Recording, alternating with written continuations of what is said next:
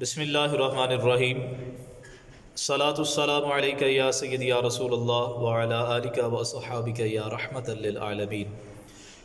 معزز سامعین کرام، السلام علیکم ورحمۃ اللہ وبرکاتہ۔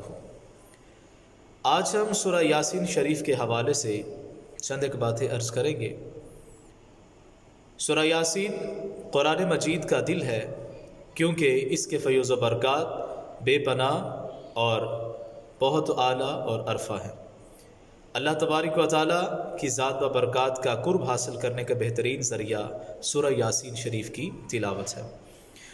حضرت ام عائشہ صدیقہ طیبہ طاہرہ رضی اللہ تعالیٰ عنہا آپ نے ارشاد فرمایا، کہ آقا علیہ الصلوۃ والسلام کی ذات پاک نے ارشاد فرمایا، قرآن مجید میں ایک ایسی صورت ہے کہ جو اللہ کے ہاں عظمت والی ہے، اور فرمایا کہ جو سورہ یاسین شریف کی تلاوت کرتا ہے اللہ تبارک و تعالیٰ کے ہاں اس کو شریف کہا جاتا ہے۔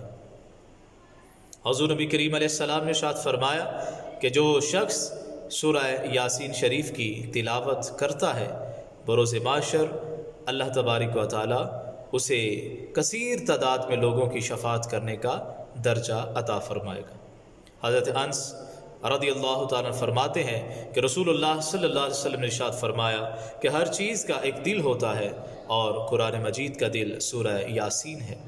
ارشاد فرمایا کہ جو ایک مرتبہ سورہ یاسین شریف کی تلاوت کرتا ہے اللہ تبارک و تعالیٰ اسے 10 مرتبہ قرآن پاک مکمل کرنے کا اجر عطا فرماتا ہے۔ رسول اللہ صلی اللہ علیہ وسلم کی ذات پاک نے ارشاد فرمایا کہ جس نے اللہ کی رضا کے لیے سورہ یاسین شریف کو پڑھا اور اس کی تلاوت کی اللہ تبارک و تعالیٰ اس کی مغفرت فرما دے گا۔ اور ارشاد مصطفیٰ صلی اللہ علیہ وسلم ہے، رسول اللہ صلی اللہ علیہ وسلم نے ارشاد فرمایا کہ میری تمنا یہ ہے کہ میرے ہر امتی کے دل میں سورہ یاسین شریف ہو۔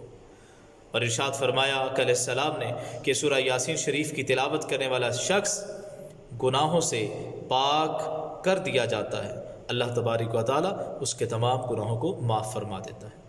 اور ارشاد فرمایا کہ جس نے رات کو سورہ یاسین شریف پڑھی اور سو گیا، اور فرمایا کہ صبح اس حال میں اٹھے گا کہ اللہ کی بارگاہ میں اسے بخش دیا گیا۔